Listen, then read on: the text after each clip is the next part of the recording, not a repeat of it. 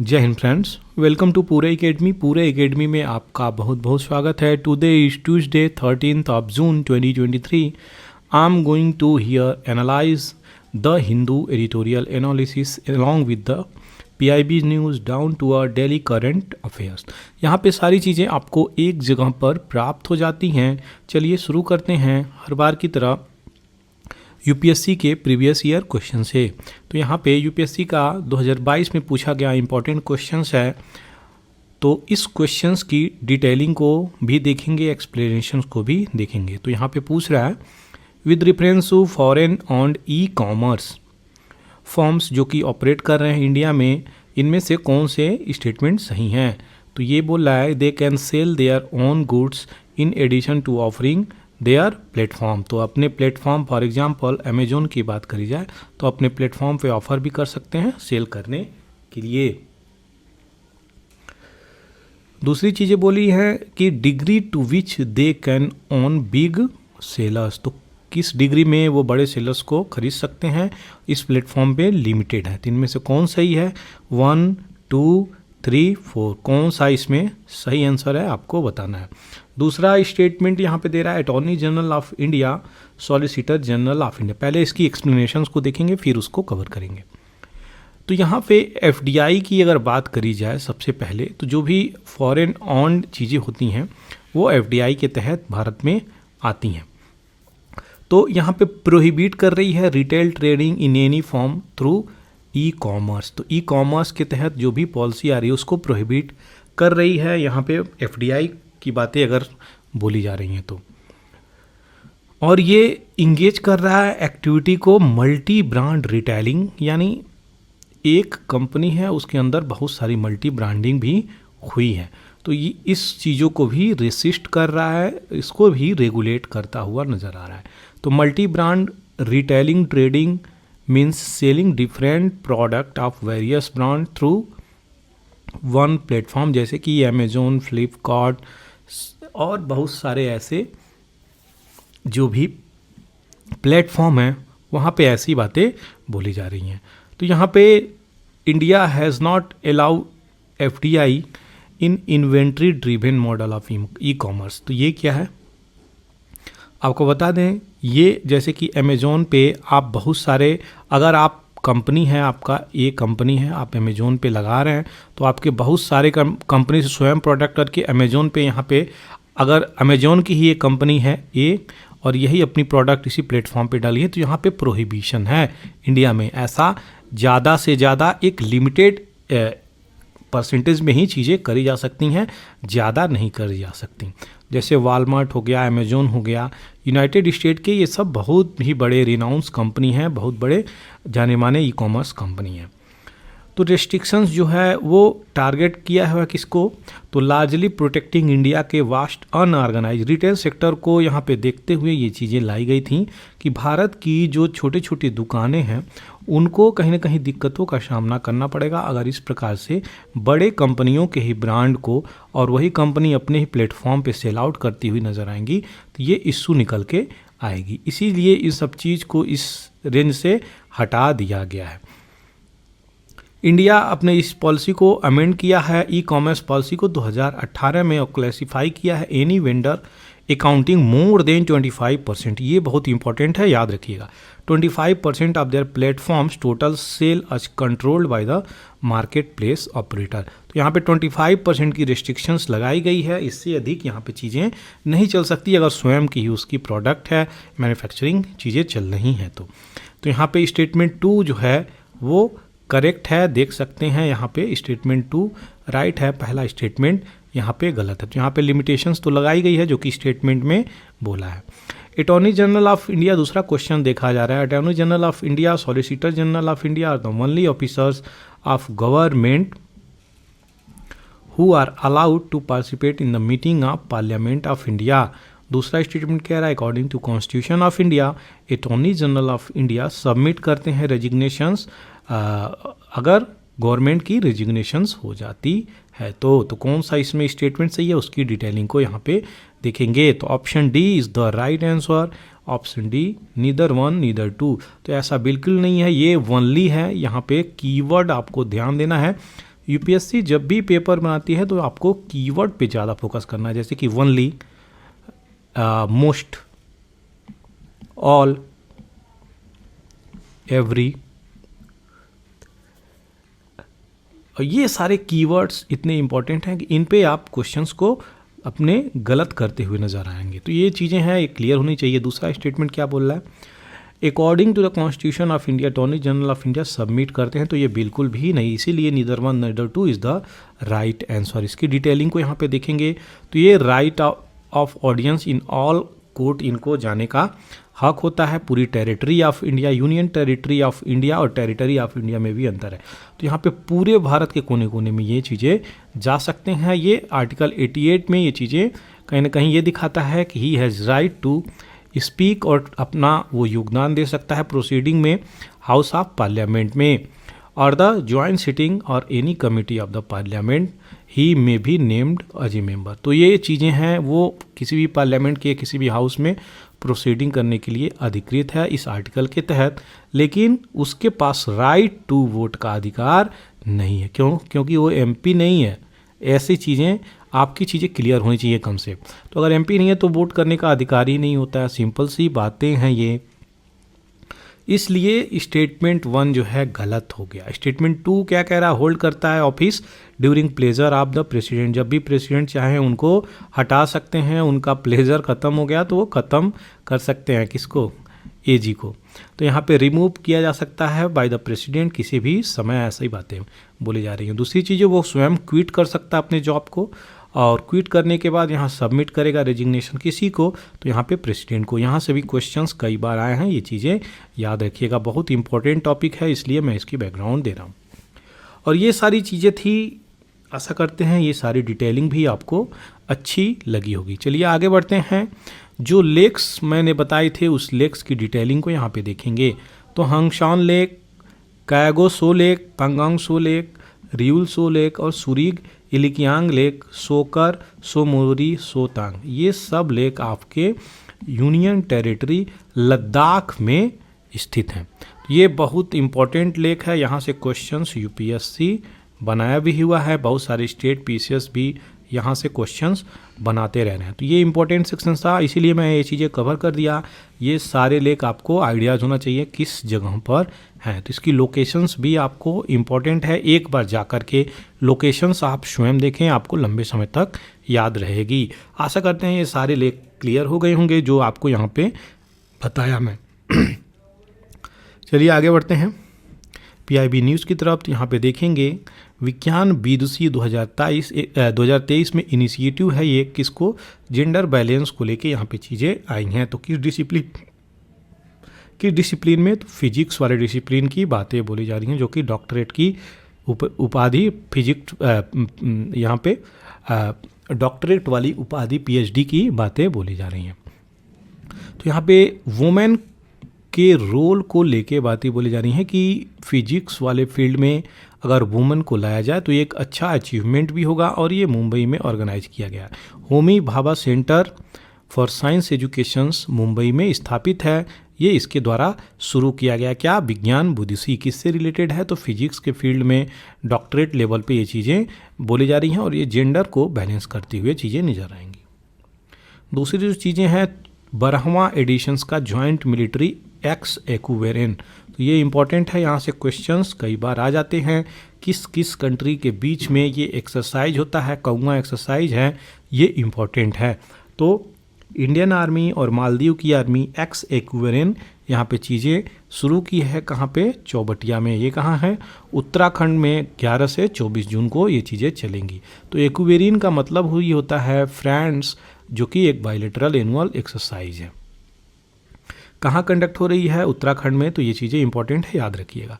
Government of India यहाँ पे Asian development bank से यहाँ पे 8 जून के आसपास साइन की है 130 मिलियन लोन डॉलर की, $30 मिलियन लोन की यहाँ पे सैंक्शंस हुई है। किस फील्ड को प्रमोट करने के लिए, तो एग्रीकल्चरल प्रोडक्टिविटी को और इम्प्रूव कर सके, लो सिंचाई व्यवस्था है भारत की, और हॉर्टिकल्चर जो चीज़ें हैं उसको प्रमोट कर सके, उसको सही कर सके। तो इम्प्रूवमेंट बहुत ज़रूरी है, तभी जाके फार्मर का जो इनकम होगा वो 2024 तक डबल हो सकता है, जो कि टारगेट है गवर्नमेंट का। तो यहाँ पे उसी के लिए यहाँ पे फोकस किया जा रहा है। तो ये स्टेट ऑफ हिमाचल प्रदेश के फार्मर्स के इनकम को लेके भी बातें बोली जा रही हैं, किस प्रकार से स्टेट ऑफ हिमाचल प्रदेश के लोगों ने की सरकार ने एडीबी से यहाँ पे चीज़ें कराई हैं। तो ये इम्प्रूव करेगा फार्म इरिगेशंस मैनेजमेंट और 6000 hectare of the farm land को रिहेबिलिटेट करेगा और बिल्ड करेगा नया इरिगेशंस स्कीम, जो कि इम्पॉर्टेंट है। और वो स्ट्रेंथन करेगा कैपेसिटी WUA की। ये क्या है?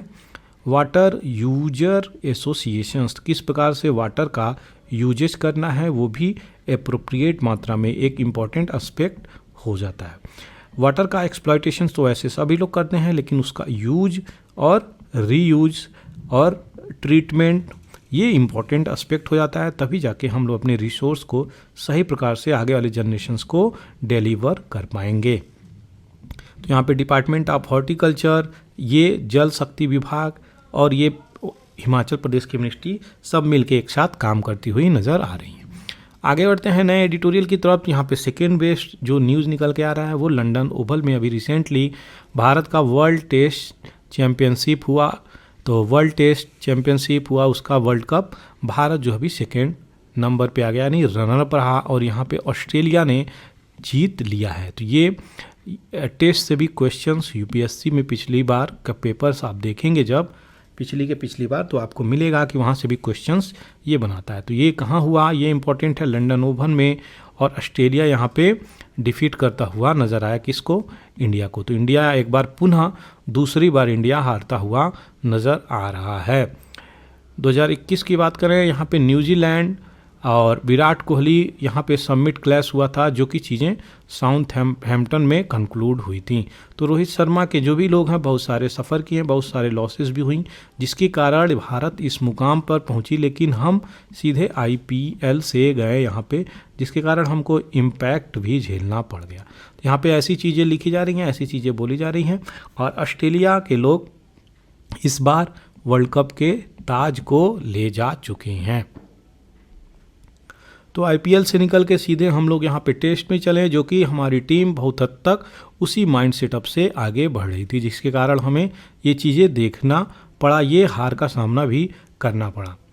बात करी जा रही है रोहित कोहली, चेतेश्वर पुजारा, रहाणे, ये सभी लोग ने अपने अलग अलग भूमिका निभाते हुए नज़र आए, और एक ट्रांजेक्शन्स भी कहीं ना कहीं ब्लू में दिखता हुआ नज़र आया।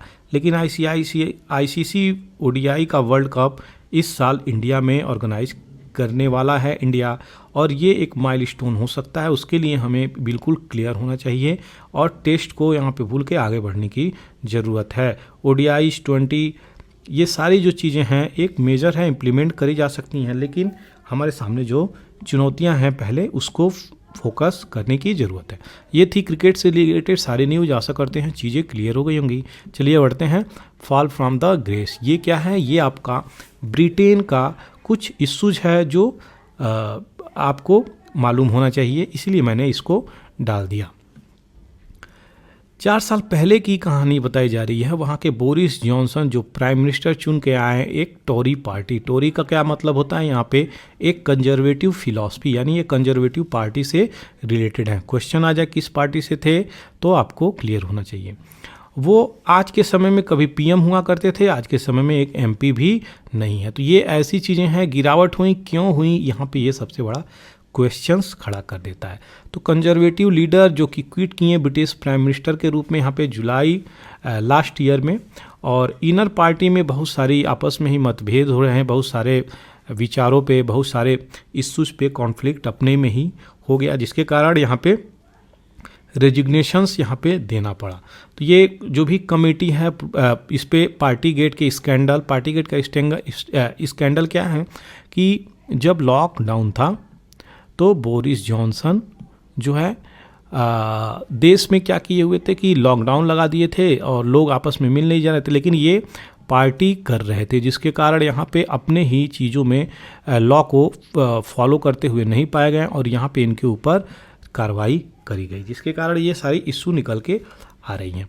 तो अपने ही चीज़ों में फंसे और पार्लियामेंट यहाँ पे इनको ये भी कह रहा है कि आप पार्लियामेंट को मिसलीड करते हुए भी पाए गए। तो इनका जो टेनियर था, इस टेनियर में ये अपने रिस्पॉन्सिबिलिटी को सही प्रकार से निभा नहीं पाए, जिसके कारण ये सारी चीज़ें झेलनी पड़ी। कोविड-19 के लॉकडाउन में केस में जो चीज़ें चली ये भी आपको मैं बता दिया। और ये जो सोशल इवेंट बार बार अटेंड कर रहे थे, क्योंकि लॉकडाउन में कभी आप सोशल इवेंट अटेंड नहीं कर सकते, क्योंकि आपने लॉकडाउन लगाया हुआ है अपने ही रूल और लॉ फॉलो करने के लिए। तो आप एज ए प्राइम मिनिस्टर आप कैसे फॉलो नहीं कर सकते, ये तो बिल्कुल गलत है। तो यहाँ पे कहीं ना कहीं ये चीज़ें दिखा रही हैं कि आप जो बोल रहे हैं करने के लिए और स्वयं नहीं कर रहे हैं, तो किस हद तक चीज़ें चल रही हैं। इसीलिए कंजर्वेटिव पार्टी भी अभी टारगेट पे आ गई है। तो यहाँ पे जो एमपीज़ का पैनल था ये चीज़ें रिकमेंड किया है सस्पेंशन के लिए, और इनको हाउस से सस्पेंड कर दिया गया था, तब जाके इनकी रिजिग्नेशंस हुई। लेकिन इतना ही तक ये चीज़ें नहीं रुके, ये बोलते रह गए कि रिवेंज है, जो ब्रेग्जिट हुआ था उसका रिवेंज मेरे से लिया जा रहा है। और बहुत सारी चीज़ों को इन्होंने क्रिटिकल आर्गूमेंट भी यहाँ पे दिया। बिगेस्ट हाईलाइट की इनके जीवन की बात करें यहाँ पे तो हमको मिलता है कि जॉनसन जो है पॉलिटिकल कैरियर जिनका था वह एक बैक वेंचर के रूप से शुरुआत किए, और एक लंबे सफ़र तय करने के बाद वो यहाँ पीएम की कुर्सी तक पहुँचे थे। लेकिन यहीं तक नहीं, वो ऋषि सुनक के अपॉइंटमेंट से भी बहुत ज़्यादा खुश हैप्पी नहीं है। तो ऋषि सुनक को भी एक नया चैलेंज है कि किस प्रकार से जो जॉनसन अपनी सत्ता छोड़ के गए उसको किस प्रकार से ये कंजर्वेटिव पार्टी को लेके आगे बढ़ेंगे और किस प्रकार से इस टफर सिचुएशंस में डील करते हुए नज़र आएंगे। तो इनके लिए भी राहें आसान नहीं होगी, ये देखते हैं किस प्रकार से चीज़ों को आगे लेके चलते हैं। चलिए आगे बढ़ते हैं नए एडिटोरियल की तरफ। यहाँ पे ई एजुकेशन और जनरेटिव एआई चैप्टर को लेके यहाँ पे सबसे इम्पॉर्टेंट चीज़ें निकली हैं, तो उसको हम देखेंगे। 2021 की बात करी जा रही है, नियरली 35 जो हैं अभी एग्जिस्ट कर दी हैं। क्या मूक क्या है?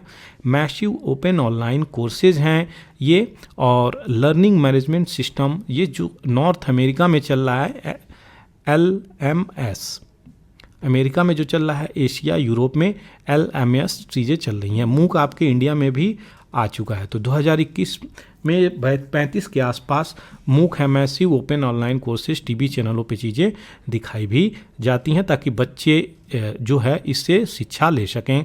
और उनकी डिजिटल जो डिवाइड हो गई हैं, यानी एक बच्चा जो घर परिवार समृद्ध से आता है वह डिजिटली सारे चीज़ों को एक्सेस कर पाता है क्योंकि उसके पास गैजेट है, लेकिन दूसरे के पास केवल अगर टीवी है तो वहाँ भी चीज़ें डिजिटली एक्सेस करने के लिए चैनल का निर्माण करा गया है। तो यही चीज़ें हैं, भारत में ये चीज़ें अच्छे से चल रही थी। क्या इशू निकल के आ रहा है? स्वयं प्लेटफॉर्म भी लॉन्च किया गया 2017 में मिनिस्ट्री ऑफ एजुकेशंस के द्वारा। तो क्या है? Study webs of active learning for young aspiring mind. तो ये स्वयं प्लेटफॉर्म है, यहाँ पे भी जाके लोग सीख सकते हैं।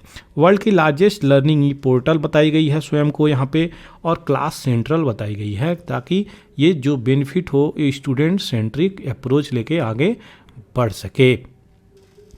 दूसरी तरफ बातें बोली जा रही है कोर्सेरा, जो कि 97 मिलियन लर्नर हैं इडेक्स में, और इंडिया की स्वयं में ये सारे में जो इनरोलमेंट है 42-22 मिलियन रिस्पेक्टिवली दोनों में। तो ये चीज़ें चल रही हैं। और ये जो AI आर्टिफिशियल इंटेलिजेंस की बातें बोली जा रही हैं, यानी ऐसी मशीनें जो अपने आप प्रोग्राम रहें और वो कोई भी चीज़ें अगर उनसे पूछी जाएं, करी जाएं, कमांड करी जाएं, तो वो उसको तुरंत आपके सामने प्रेजेंट करी जाए, चाहे किसी भी फॉर्म हो, फाइल, ऑडियो, इमेज, वीडियो, हर फॉर्मेट में आपके सामने लाकर रख सकती हैं। तो यही है जनरेटिव आर्टिफिशियल इंटेलिजेंस, इसी को बोला गया है।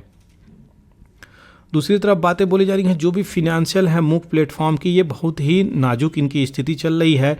इनके एक्सपेंसेस तो बहुत ज़्यादा हैं, लेकिन बहुत मेंटेनेंस भी इस पे लग रही है। और LMS टेक की बात करें यहाँ पे, तो बहुत सारी चीज़ें LMS में यहाँ पे चीज़ें चल रही हैं। LMS क्या है? आपको पहले ही बताया, यहाँ पे लर्निंग मैनेजमेंट सिस्टम, जो कि यूरोप में, एशिया में यहाँ पे चीज़ें चल रही हैं। तो ये चीज़ें हैं। इसकी रिवेन्यू साइड की अगर बात करते हैं तो बहुत ज़्यादा रिवेन्यू नहीं है, क्योंकि लो फीस है इस पर, और बहुत ज़्यादा प्लेटफॉर्म की यहाँ पे अवेयरनेस भी नहीं हुई है। तो ये सारी चीज़ें हैं। पहले हम एक बार और देख लेंगे जनरेटिव AI क्या है बैकग्राउंड में जाके, ताकि क्वेश्चंस आए तो छूटे ना। तो जनरेटिव AI आर्टिफिशियल इंटेलिजेंस को रिलेट करता है, प्रोग्राम को अलाउ करता है किसको? मशीन को, कि अपनी चीज़ों को audio, files, text, image, video हर प्रोडक्ट में आपके सामने लाके प्रेजेंट कर दे। अगर कोई भी क्वेश्चंस इससे आप करते हैं तो ये कहीं ना कहीं चीज़ें हेल्प करेगा। तो ये वही है चीज़ें जो आपको बताई जा रही हैं। इंडिया का स्वयं भी है एक प्रकार से अप्रोच आर्टिफिशियल इंटेलिजेंस को लेके आगे बढ़ रहा है धीरे धीरे, किस प्रकार से इसको और अच्छे तरीके से हम डील कर सकते हैं, तो ये चीज़ें चल रही हैं। रैपिड स्केल अप की बात करें तो हम लोगों को जो भी यूटिलाइजेशंस ऑफ आर्टिफिशियल इंटेलिजेंस है based on learning, teaching, services by institute, ये सारी चीज़ों को एफिलिएट करके हम एक नए प्लेटफॉर्म पे ला सकते हैं। यूनाइटेड स्टेट की तरह नहीं, जो कि यूरोपियन बेस्ड प्लेटफॉर्म चीज़ें हैं, स्वयं अपना जो भारत का है वह क्या करता है, पब्लिकली फंडेड है और driven by national education policy की तरफ से सपोर्ट किया जाता है। तो ये एक अच्छी चीज़ें हैं, भारत में अलग तरीके से एजुकेशंस को सपोर्ट किया जाता है जिसके कारण सही तरीके से चीज़ें चल रही हैं। तो इसके डाटा को यूटिलाइज किया जाए और स्ट्रक्चर्ड फॉर्म में यहाँ पे जो चीज़ें लेके आ जा रही हैं सही प्रकार से प्रेजेंट करा जाए। तो ये थी सारी चीज़ें, आर्टिफिशियल इंटेलिजेंस और generative artificial intelligence, educations policy, e educations policy, सारी डिटेलिंग उसकी यहाँ पे मैं दे दिया। आशा करते हैं सारी चीज़ें क्लियर हो गई होंगी। चलिए बढ़ते हैं आगे नए एडिटोरियल की तरफ। तो यहाँ पे सबसे इम्पोर्टेंट अभी एडिटोरियल निकल के आ रहा है सेम सेक्स मैरिज। तो इसके ऊपर अगर मेंस में क्वेश्चन आ जाए तो नहीं छूटेगा, ये मैं गारंटी देता हूँ। तो सेम सेक्स मैरिज पे यहाँ पे डिबेट को समझेंगे और देखेंगे। सबसे पहले बता दें सेम सेक्स मैरिज क्या है। तो मान लीजिए अगर आप मेल हैं और मेल हैं तो दोनों में अगर अट्रैक्शंस है तो दोनों क्या अपना शादी कर सकते हैं, क्या ये लीगल है भारत में और देशों में क्या लीगल है, यहाँ पे इसी के ऊपर बहस चल रही है। तो यही है सेम सेक्स मैरिज। अगर कोई फीमेल है तो फीमेल क्या फीमेल से शादी कर सकती है ऐसी चीज़ें यहाँ पे बताई जा रही हैं। तो ये एक ऐसी चीज़ें हैं जो एक लिबरलिज्म वर्ल्ड को दर्शाता है, नए आने वाले वर्ल्ड को दर्शाता है। तो सुप्रीम कोर्ट यहाँ पे क्या चीज़ें मार्शल किया है, तो सैंडल हैं, ये यूएस की चीज़ें बताई जा रही हैं। सैंडल का क्रिटिक कंटेम्प्रोरी लिबरलिज्म पॉलिसी की जो चल रही हैं वो उसमें चेंजेस भी होनी चाहिए, क्योंकि एक्चुअली सारे ह्यूमन इक्वल हैं, no matter what are their gender. तो ये जो कॉन्स्टिट्यूशंस भी है वो जेंडर फ्रेंडली है और यहाँ पे कोई पर्टिकुलर जेंडर की बातें नहीं करता। तो यहाँ पे इस मैटर को कैसे आपका भारतीय संविधान और भारतीय जस्टिस सिस्टम, कैसे जुडिशरी इसको सॉर्ट आउट करेगा, सेम सेक्स मैरिज को किस लिबरल फ्रेमवर्क के आधार पे और इंडिविजुअल राइट्स के आधार पे कैसे इसको डील करेगा। आपको सेम सेक्स मैरिज की जब भी बातें उठती हैं तो यहाँ पे कुछ इम्पॉर्टेंट केसेस हैं, जो केस निकल के इम्पॉर्टेंट आपके सामने रखता हूँ मैं। तो इम्पॉर्टेंट केस आपके सामने ये रहा, जो कि बैकग्राउंड न्यूज सबसे पहले मैं यहाँ पे दे देता हूँ। तो नवतेज सिंह जौहर वर्सेस यूनियन ऑफ इंडिया 2018 में ये केस आता है। सुप्रीम कोर्ट 377 आईपीसी को स्ट्रक डाउन कर देता है और लीगलाइज कर देता है क्या, कि अगर सेम सेक्स किसी को करना है तो ठीक है, ये लीगल है, कोई इसमें अपराध क्रिमिनल चीज़ें नहीं इन्वॉल्व होंगी, तो ये क्राइम नहीं है, इसको लीगलाइज्ड कर देता है। तो यहाँ पे 2008 में नवतेज सिंह एक पर्सनालिटीज हैं, ये पर्सनालिटी एक साहित्य एकेडमी अवार्डेड ह्यूमन बींग हैं ये, और ये रिप्रेजेंट करते हैं LGBTQ के इस केस को, जो कि यहाँ पे 2018 में निकल के आई। तो ये एक डांसर हैं, ये एक बहुत फेमस पर्सनालिटी भी हैं, यहाँ पे सुप्रीम कोर्ट इसको स्ट्रक डाउन कर देता है। उसके बाद यहाँ पे बात करी जाए तो भारत की बात करी जाए कि क्या ये इसमें लागू हो सकता है, तो इंडिया के बहुत सारे मनुस्क्रिप्ट में इसका चर्चा भी है। एंशिएंट स्क्रिप्चर ऋग वेदा के स्टैच्यूट और वेस्टिजेज में भी यहाँ पे 1500 BC की बात करें तो पोर्ट्रेट है सेक्सुअल एक्टिविटी बिटवीन यहाँ पे फेमिनिन। तो ये चीज़ें हैं, कहीं ना कहीं फर्टिलिटी को भी दर्शाती है, ये चीज़ें इंगित करती है। राइट टू मैरिज एक्ट की बात करें तो अंडर आर्टिकल 21 के अंदर आता है, राइट टू लाइफ के अंदर ही राइट टू मैरिज आपका आता है, जो कि क्वेश्चंस इंपॉर्टेंट है, बना सकता है।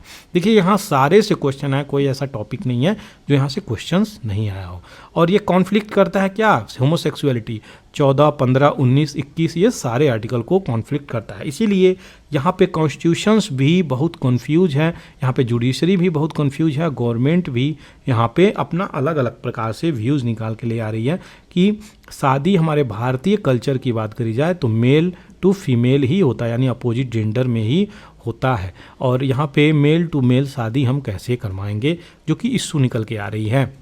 हिंदू मैरिज एक्ट 1956 की बात करें, सेम जेंडर मैरिज ये अनकॉन्स्टिट्यूशनल भी बोला गया। Sorry, photo of homosexual activity जो कि आपको दिखाई गई है किसमें, कामा सूत्रा बुक। ये बुक कौन लिखा है, कमेंट सेक्शंस में जरूर लिखें। किस पीरियड में ये बुक लिखा गया है ये भी कमेंट सेक्शंस में जरूर लिखें। और दूसरी तरफ बात बोली जा रही है यंग बॉय जो कि मुस्लिम नवाब के द्वारा यहाँ पे दिखाया गया है, वो भी एविडेंस दिखाता है कहीं ना कहीं होमोसेक्सुअलिटी मुस्लिम में मिडिल पीरियड में भी चीज़ें थी। तो ये चीज़ें इंपॉर्टेंट है, ऐसा नहीं कि केवल अभी भी ये चीज़ें कॉन्फ्लिक्टेड हैं, एंशिएंट टाइम से भी चीज़ें थी। हमारी अगर कोणार्क टेम्पल में जाएंगे तो वहाँ भी आपको अलग प्रकार से रिप्रेजेंटेशंस, इरोटिक रिप्रेजेंटेशन वहाँ भी इंग्रेव्ड है दीवालों पे। तो ये है कोणार्क की खूबसूरती, वहाँ पे भी चीज़ें आपको कहीं ना कहीं दिखती हुई नज़र आएंगी। दूसरी तरफ कोर्ट को भी यहाँ पे जो एजुकेट करेगा उसको भी यहाँ पे राइट टू मैरी को लेके ये एक प्रकार से अपना न्यूट्रल पोजीशंस बनाते हुए नज़र आएगा, किस प्रकार से मोरल क्वेश्चंस और जो यहाँ पे लीगल क्वेश्चंस उसको किस प्रकार से उठाएगा। तो कोर्ट के सामने चैलेंज है, किस प्रकार से इसको डील करेगा। न्यूट्रलिटी की भी बातें बोली जा रही हैं जुडिशरी के सामने, कैसे इसको डील करेगा, क्या सोशल पर्सनल मोरालिटी को भी यहाँ पे हटा देगा, लोगों की इंडिविजुअल राइट्स को भी कोर्ट हटा देगा। तो कोर्ट का इंटरवेंशन एक लिमिटेड एरिया में ही हो सकता है क्योंकि गवर्नमेंट वहाँ पे उसके बाद आ जाती है। Following this neutrality would mean the court should stop at ensuring that the people's legal right. तो यही चीज़ें आपको बोलना है, लोगों के लीगल राइट्स को भी कोर्ट को देखना है। ऐसा नहीं है कि वो यहाँ से हाथ अपना विथड्रॉ कर ले, खींच ले, ऐसा बिल्कुल भी नहीं होना चाहिए। ये चीज़ें यहाँ पे बोली जा रही हैं। अब मोरल और सोशल जो इशू निकल के आ रहे हैं उसको जुडिशरी कैसे डील करेगी, और जो लीगल कॉन्स्टिट्यूशनल राइट्स हैं, लोगों के फंडामेंटल राइट्स हैं, लोगों के कॉन्फ्लिक्ट हो रहे हैं, वो कैसे डील करेगी, ये भी देखने योग्य बातें हैं।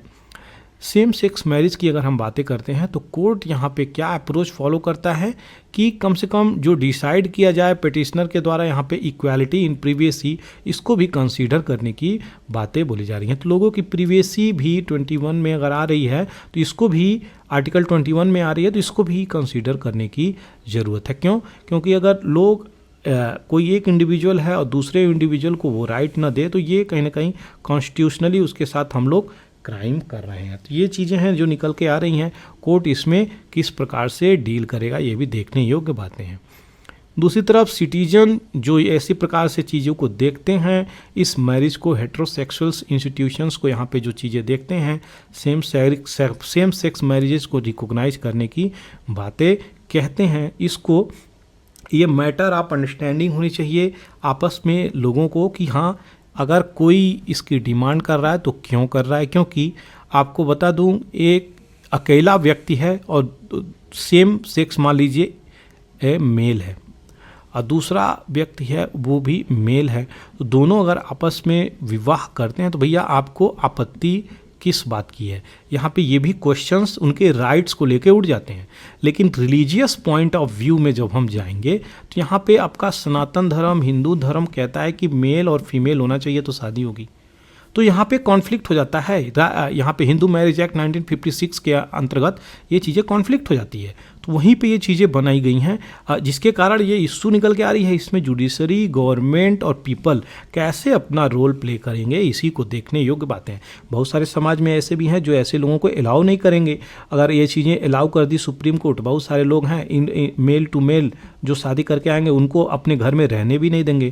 तो यहाँ पे बहुत सारे लोगों को एक्सेप्टेंस नहीं है, मतलब सोसाइटी में एक्सेप्टेंस नहीं है, लोग खुल के स्वीकार भी नहीं कर सकते।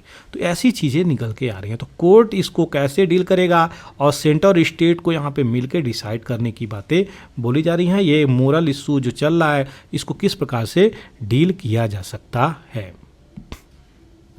सैंडल यहाँ पे क्या बोल रहे हैं, मसाचुसेट मसाचुसेट कहाँ, आपके यूएसए में है ये चीज़ें, और वहाँ के जुडिशियल कोर्ट का डिसीजन आया Goodridge versus department of public health 2003 में, और यहाँ पे लीगलाइज किया same sex marriage, legalise same sex marriage not just on the ground of equality, केवल इक्वालिटी के ग्राउंड पे ये इसको अलाउ नहीं किए बल्कि फ्रीडम ऑफ चॉइस भी होनी चाहिए। लेकिन यहाँ पे क्या किए, प्रोनाउंस किए कि जो मैरिज की क्वालिटी है वो होनी चाहिए, तब जा कर के यहाँ पे चीज़ें ये लीगलाइज किए हैं। तो ये अमेरिकन कंटेक्स्ट में हम लोग ऐसी चीज़ें देख सकते हैं, लेकिन इंडिया के कंसेप्ट में अगर बात करें तो इंडिया के लोग भी पीछे नहीं हैं। इंडिया के लोग भी ऐसा नहीं है कि बैकवर्ड हैं, ऐसे लिबरल थिंकिंग वाले इंडिया में नहीं है।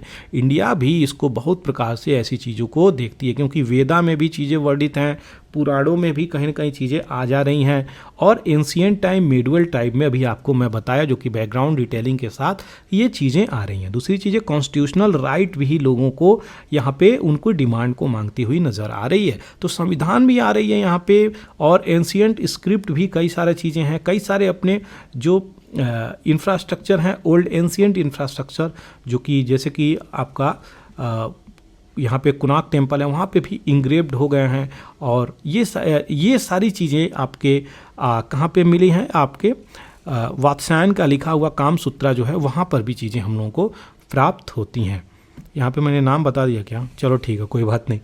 तो ये चीज़ें हैं, तो आप समझ सकते हैं ये हमारी पुरानी चीज़ें हैं, हम एम्बेडेड हैं, इससे जुड़े हुए हैं। तो इसका सिग्निफिकेंस, मैरिज, ये जो होता है इसकी एक ट्रेडिशनल अपनी अलग है।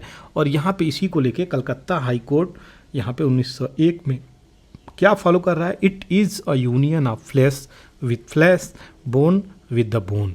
तो union is a sacred tie और subside even after the death. तो डेथ के बाद भी ये चीज़ें होती हैं, क्योंकि अपने विवाह में 7 जन्म का रिश्ता माना जाता है। तो यहाँ पे यही सारी चीज़ें हैं जिसको कलकत्ता हाई कोर्ट को भी यहाँ पे बहुत क्लियरली ओपन तो नहीं किया है, लेकिन यहाँ पे बताया है कि फ्लैश टू फ्लैश, अभी जेंडर जो न्यूट्रल स्टेटमेंट देता हुआ नज़र आ रहा है। तो यहाँ पे हम इस सब चीज़ों का उदाहरण देके कह सकते हैं कि ये कहीं ना कहीं होगा। तो लोगों को ऐसा नहीं है कि छिप के अपना चीज़ें करने की ज़रूरत है, आपस में छिप के रहने की ज़रूरत है, वो खुल के सामने आ सकेंगे। लेकिन दूसरी तरफ जो कॉन्फ्लिक्ट निकल के आ रहा है वो कि क्या सोसाइटी एक्सेप्ट करेगी, यही क्वेश्चंस निकल के आ रहा है यहाँ पे।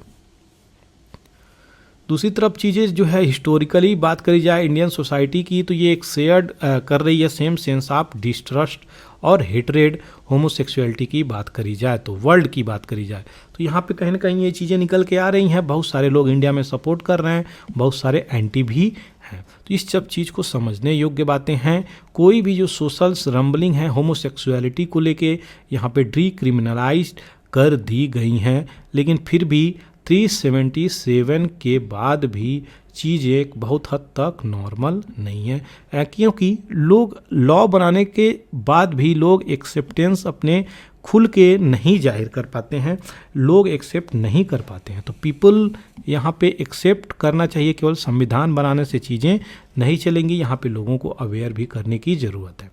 तो ये जो है ये हॉनरिफिक एक वैल्यू है जो कि मैरिज को सस्टेन करेगी, लेकिन विदाउट हेट्रोसेक्सुअल्स अगर कपल आते हैं तो यहाँ पे इशू यहाँ पे आ रही है। तो जो भी हेट्रोसेक्सुअल्स कपल आ रहे हैं जो कि यानी होमोसेक्सुअल की बातें बोली जा रही हैं, तो यहाँ पे इशू निकल के आ सकती है। इसलिए यहाँ पे कोर्ट को बहुत सही तरीके से फूक के आगे बढ़ने की ज़रूरत है, जुडिशरी को और गवर्नमेंट को भी यहाँ पे पैनी निगाह रखनी है कि क्या जुडिशरी किस प्रकार से अपना इंटरवेंशन कर रही है। सबसे बड़ी बात यह है यहाँ के भारतीयों को, इंडियंस जो भी हैं, उनको एक रोल मिलता है कि किस प्रकार से लोगों को equality, right to equality, right to freedom, right to marriage, जो भारत के संविधान में फंडामेंटल राइट्स पार्ट 3 में दिया गया है। पार्ट 3 में 12 से लेकर 35 तक ये आर्टिकल फंडामेंटल राइट्स के रूप में जाने जाते हैं। तो गांधी जी का जो सिस्टम है लिटिल रिपब्लिक, उस सिस्टम से हम धीरे धीरे आगे एक स्टार्ट कर सकते हैं। इस सिस्टम से बातें बोली गई हैं, जैसे आयरलैंड में चीज़ें, फिनलैंड में चीज़ें चल रही हैं, इस तरीके से हम धीरे धीरे आगे बढ़ सकते हैं। ये थी सारी होमोसेक्सुअल्स को लेके, होमोसेक्स मैरिज को लेके ये सारी डिटेलिंग। आशा करते हैं सारी बैकग्राउंड डिटेलिंग के साथ भी आपकी चीज़ें क्लियर हो गई होंगी। चलिए शुरू करते हैं दूसरा एडिटोरियल। तो यहाँ पे हाइक इन एमएसपी की बातें बोली जा रही हैं। सबसे पहले एमएसपी को यहाँ पे देखेंगे। तो एमएसपी क्या है? एक part of the government agriculture price policy है कि मिनिमम सपोर्ट प्राइस। एमएसपी का क्या मतलब होता है? Minimum support price. ये क्या होता है? चाहे आपका फसल किसी भी कंडीशंस में हो, चाहे बर्बाद हो, आपको एक प्रकार से एक फसल का आपको प्राइस दिया जाएगा। मान लीजिए मार्केट में प्राइस इसका बहुत ज़्यादा गिर गया, लेकिन आपको फिर भी एक फिक्स किया हुआ सरकार के द्वारा रेट आपको प्रोवाइड किया जाएगा, वही है मिनिमम सपोर्ट प्राइस। तो ये टूल है जो कि स्टेबलाइज करती है क्या, प्रोडक्शंस को कंट्रोल करती है कंज्यूमर के प्राइस को। ऐसा नहीं है बहुत ऊपर चला गया तो आपको बहुत ज़्यादा ऊपर दे देगा, एक फिक्स प्राइस देगा जो कि मार्केट की स्टेबलाइजेशंस बनी रहे। तो ये रोल प्ले करता है एमएसपी, ये भी याद रखिएगा, क्वेश्चंस आ जाए तो आपको डील करना है। दूसरी चीज़ें ये delay in establishing procurement centre जो चल रही है, और exploitations at the hand of commissions agent. तो जो कमीशन एजेंट है उसको भी यहाँ पे एक्सप्लॉयटेशंस करता हुआ ये चीज़ें, कमीशंस एजेंट एमएसपी को एक्सप्लॉयटेशंस करता हुआ दिखता है, जो कि यहाँ पे चीज़ें बनाई गई हैं। अभी MSP large sections of the farmer को कवर करता है। अभी रिसेंटली फार्मर इस चीज़ को लिए डिमांड भी कर रहे थे कि एमएसपी को एक लीगल फ्रेमवर्क के तहत रखा जाए। तो यहाँ पे लीगल स्टेटस की मांग भी कर रहे थे, जो कि गवर्नमेंट अभी चीज़ें नहीं ऐसा कुछ करी है। तो सेंटर और स्टेट दोनों यहाँ पे आउटराइटली एक ऐसा एश्योर्ड मार्केट मैकेनिज्म लगाएं ताकि उनको एमएसपी मिलता हुआ रहे। तो फार्मर यहाँ पे हमेशा चिंतित रहते हैं, भैया एमएसपी किसी दिन छिल लिया तो हमको प्रोडक्शंस अगर हमारी गिर जाएगी और मान लीजिए रेट एकदम कम हो जाएगी तो हमको उसी रेट पे बेचना पड़ेगा, यानी 2 रुपया किलो देना पड़ेगा भैया टमाटर, जो कि टमाटर ट्रक के ट्रक रोड पे फेंक के चले जाते हैं हमारे किसान। ट्रांसपोर्टेशन कॉस्ट ही उतनी आ जाएगी कि अगर लेके हम किसी भी मार्केट को जाएंगे तो कितना 2000 3000 तो उसका चार्ज हो जाएगा। तो ये क्यों लेके जाएगा, वहीं पे फेंक देते हैं, वहीं पे सड़े गले टमाटर पड़ते रहते हैं, तो उनका लागत भी नहीं निकलता, इसलिए ये इशू सारी निकल के आई है। अब बैकग्राउंड डिटेल थोड़ा देखेंगे, CSCF क्या है, तो एमएसपी इसी के अंदर यहाँ पे तय करी जाती हैं। ये सारी डिटेलिंग आपको बता दूँ, यहाँ से क्वेश्चंस कम से कम 10 बार आए हुए हैं, तो ये इंपॉर्टेंट है, इसीलिए यहाँ पे देखेंगे। तो commission for agriculture cost and price एक डिसेंट्रलाइज्ड एजेंसी है, ये गवर्नमेंट ऑफ इंडिया के अंतर्गत आती है। 1965 में इसकी स्थापना करी गई है।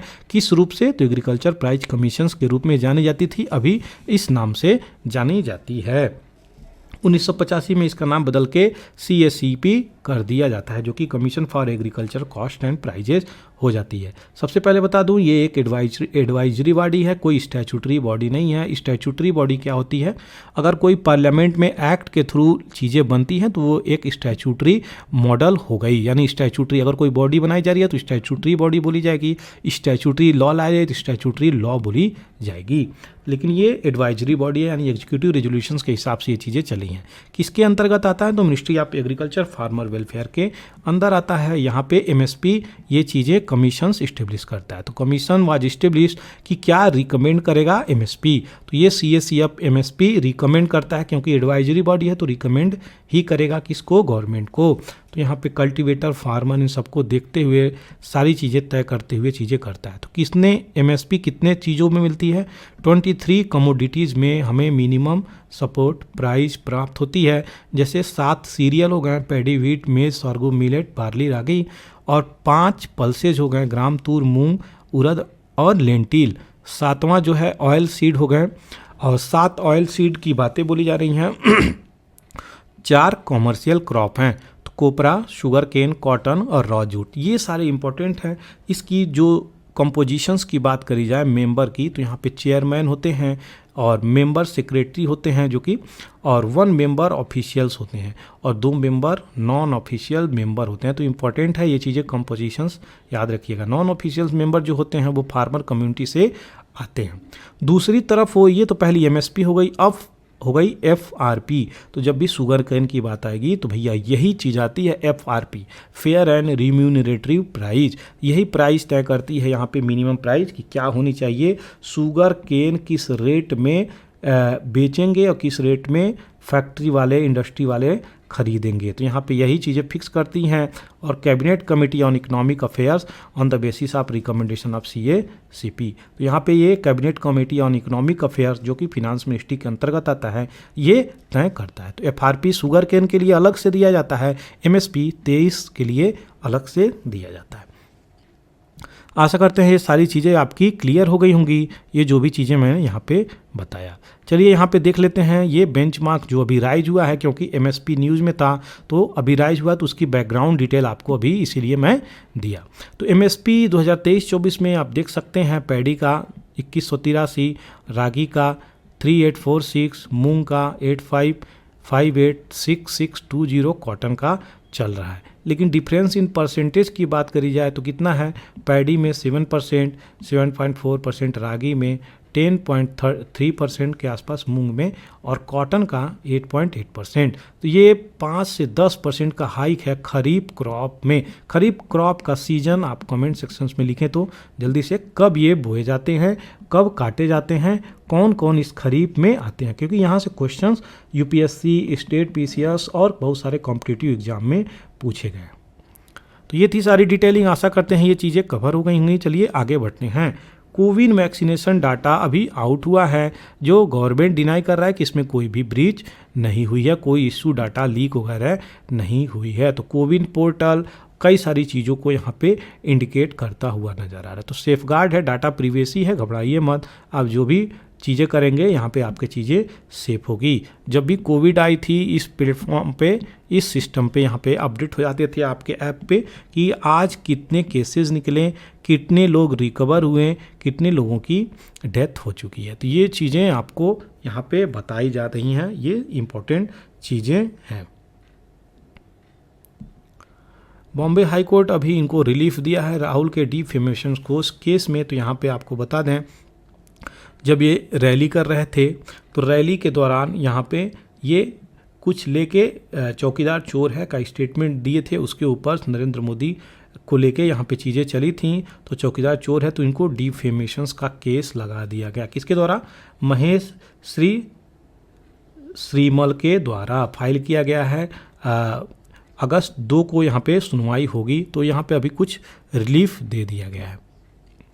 दूसरी जो है, यंग प्लेयर यहाँ पे उभर के आए हैं पुनः। तो मोस्ट ग्रैंड स्लैम विनर जो है सिंगल मेल की बात करी जाए टेनिस वर्ल्ड में, तो नोवाक जोकोविच जो कि 23 जीत चुके हैं, और 22 जो है राफेल नडाल। तो नोवाक जोकोविच किस कंट्री से आते हैं, जल्दी से लिखिए तो कमेंट सेक्शंस में। और राफेल नडाल ये किस कंट्री से हैं, इसको भी आप लिख सकते हैं, इनका भी कंट्री का नाम लिख सकते हैं। ये दोनों हैं 22-23 के फील्ड में हैं। रोजर फेडरर 20 के ऊपर आए गए हैं। फीमेल की बात करी जाए तो मार्गरेट कोर्ट जो है 24 जीत चुकी हैं, और सेरेना विलियम्स 23 के मुकाम पे पहुंची हैं। आज की रिसेंटली बात करी जाए तो ईगा स्वियातेक जो देख सकते हैं, ये अभी रिसेंटली फ्रेंच ओपन जीती हैं। तो ये थी सारी डिटेलिंग, आशा करते हैं ये सारी चीज़ें आपकी क्लियर हो गई होंगी। मेरा चैनल है टेलीग्राम का, वहाँ पे जाके इसका PDF प्राप्त कर सकते हैं।